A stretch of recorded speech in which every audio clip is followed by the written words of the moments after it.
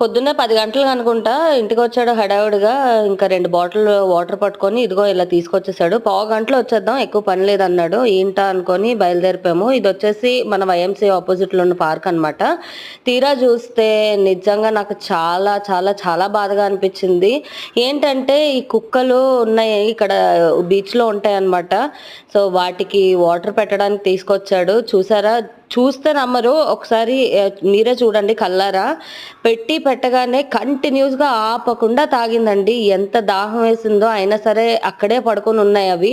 సముద్రంలో ఇంత వాటర్ ఉంటది గానీ తాగడానికి పనికిరాదన్నట్టు పాపం వీటి దాహం తీర్చేవాళ్ళే లేరసలు.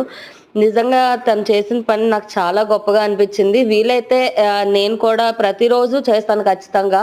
ఈ సమ్మర్‌లో అందరికీ రిక్వెస్ట్ ఏంటంటే కొంచెం మీకు వీలైనంత హెల్ప్ చేయండి. పాపం మూగజీవాలు అడగలేవు కూడా ఇది కావాలి అని చెప్పి. కనీసం వాటర్ వీలైతే వాటర్ ఎక్కడైనా పెట్టడానికి ట్రై చేయండి వాటి ఉన్న సరౌండింగ్